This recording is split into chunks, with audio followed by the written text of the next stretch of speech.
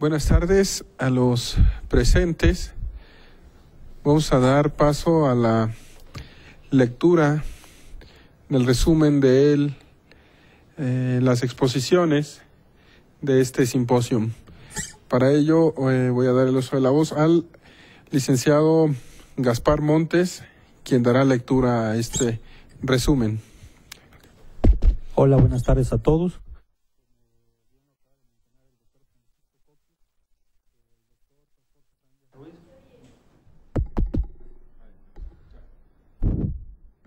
A continuación, daré la exposición de las ponencias presentadas por los expositores. Se pueden rescatar las siguientes ideas principales.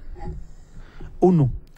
El Estado, como persona jurídica de derecho público, realiza actividades para cumplir ciertas finalidades comunes, como la de garantizar su propia supervivencia mediante la satisfacción de necesidades públicas, preservar el orden público, así como las libertades y derechos de sus habitantes mediante la realización de ciertas actividades.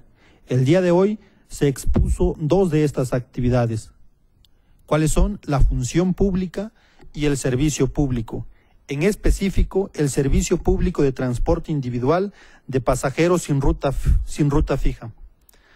La función pública es una actividad esencial y mínima del Estado contemporáneo, fundada en la soberanía, que conlleva el ejercicio del imperio, de la autoridad.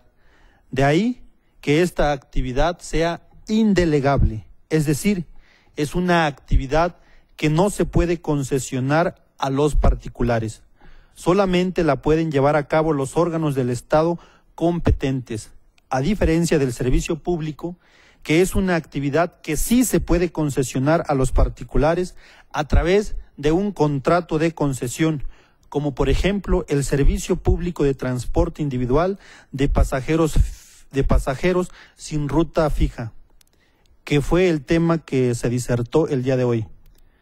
Las funciones públicas tradicionales son la legislativa, la jurisdiccional y la administrativa. En este simposio se expuso la función pública administrativa de verificación.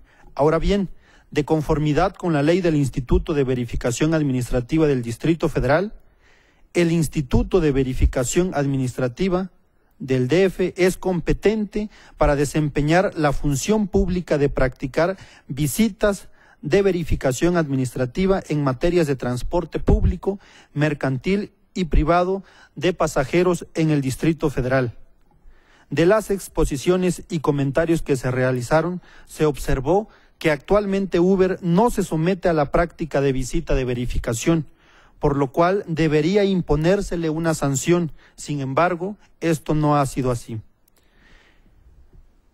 Veamos qué es el servicio público.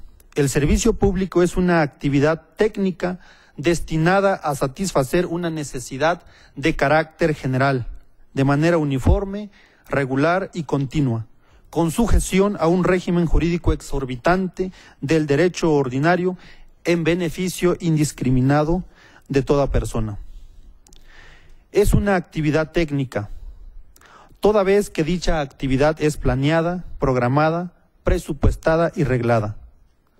El servicio público debe prestarse a toda persona a efecto de garantizar el derecho humano contra todo tipo de discriminación.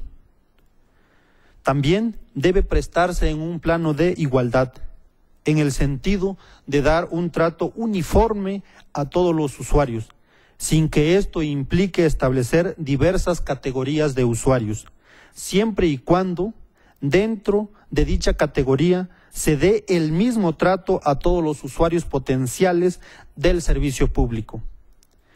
El servicio público debe estar regulado y prestarse de conformidad con una norma jurídica específica, la cual rebasa la esfera del derecho ordinario.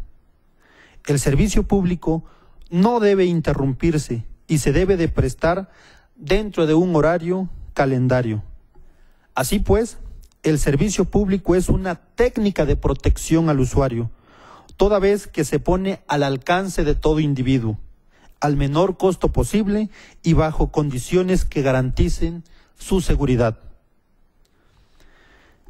En las exposiciones que se disertaron el día de hoy, se puede observar que Uber viola algunos principios generales del derecho administrativo, los cuales deben regir la correcta actuación de la administración pública.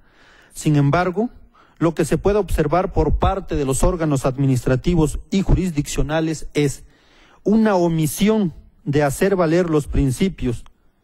Pero, ¿cuáles son estos principios violados por Uber?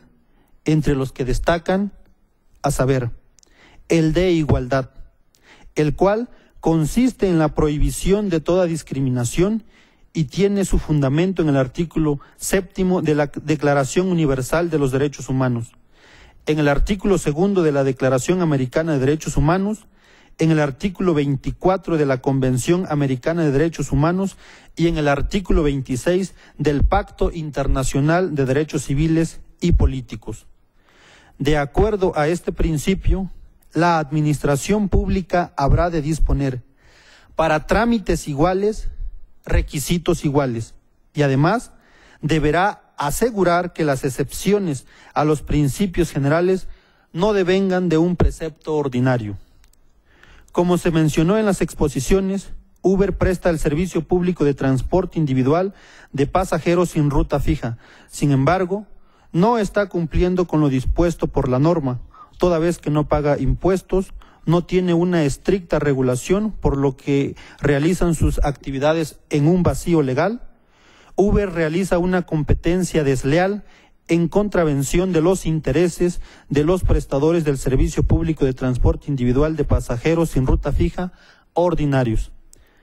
Otro principio que se viola es el de seguridad jurídica, toda vez que el Estado tiene la obligación de garantizar la vida, la integridad física, las libertades, los bienes y los derechos de todas las personas, a través de un orden jurídico, contra todo acto indebido, ya sea de particulares, como es el caso de Uber, o de las autoridades, ya que éstas solamente podrán afectar la esfera del gobernado en ciertas condiciones y previa satisfacción de requisitos específicos. Sin embargo, lo que se puede observar es que tanto las autoridades administrativas como las jurisdiccionales han sido omisas y no se han pronunciado al respecto del tema de una mejor regulación de Uber. Otro principio que se viola es el principio general de supremacía del interés público sobre el interés privado. Dicho principio promueve la no imposición del interés de uno, como es el caso de Uber, sobre el de interés general, como es el caso de los que prestan el servicio público de transporte individual de pasajeros sin ruta fija ordinarios. Esta máxima del derecho lo podemos encontrar en los siguientes artículos constitucionales 25, 27, 28, y que en materia administrativa se refieren a las instituciones jurídicas de la concesión de servicios públicos y de bienes del dominio de la Federación. Se dice que la actividad que desempeña Uber es violatoria del principio general de supremacía del interés público por las siguientes razones. Uber realiza una actividad para satisfacer intereses personales y mezquinos, toda vez que realiza una actividad de competencia desleal. 2. No promueve la competitividad, habida cuenta que no genera crecimiento económico para el Estado, ya que no paga impuestos y tampoco genera empleos. Cedo la palabra al doctor Francisco Cox a efecto de leer las conclusiones de las ponencias presentadas el día de hoy. Por favor, doctor. Muchas gracias, licenciado Gaspar. Ahora, para concluir, voy a dar lectura a las principales conclusiones a las que llegamos después de este día de ponencias. Primera, el transporte de personas sin ruta fija efectuado por terceros mediante pago es un servicio público que debe estar regulado por la ley. Segunda, el servicio público de transporte terrestre automotor aprovecha con propósito de lucro el bien de dominio público que que es la vía pública. Tercera, la prestación de todo servicio público de transporte individual de pasajeros sin ruta fija debe estar sujeta a tarifa aprobada por autoridad competente. Cuarta, no se debe prestar el servicio público de transporte individual de pasajeros sin ruta fija, sin contar con la concesión respectiva otorgada por la autoridad competente. Quinta, se requiere modificar la normativa que rige el servicio público de transporte individual de pasajeros sin ruta fija para corregir sus deficiencias y ponerlo en consonancia con las nuevas tecnologías. Sexta, la nueva normativa de dicho servicio público habrá de seguir dos categorías, la de servicio ejecutivo y la del servicio ordinario, cuyas tarifas deben ser, por tanto, diferentes. Séptima, todo vehículo utilizado para prestar este servicio, de cualquiera que sea su categoría, estará dotado de taxímetro para determinar el precio de cada viaje. Octava, los conductores de los vehículos utilizados en la prestación de este servicio deberán contar con licencia de conducir especial para este servicio, a efecto de evitar que sean conducidos por personas no aptas para ello. Novena, debe preverse la posibilidad de cubrir el pago del servicio tanto en efectivo como mediante tarjeta de crédito. Décima, el aprovechamiento de las nuevas tecnologías por parte de la normativa de los servicios públicos es incuestionable, pero ello debe hacerse confiriendo similares oportunidades a los usuarios que no deseen utilizarlas.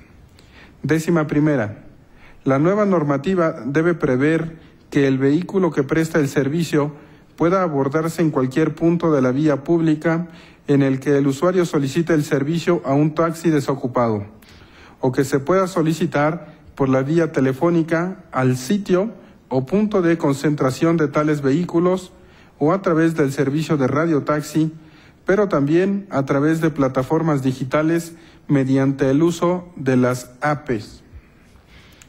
La décima segunda, las sanciones previstas en la normativa para quienes incurran en las infracciones establecidas en la misma deben aplicarse sin excepción alguna.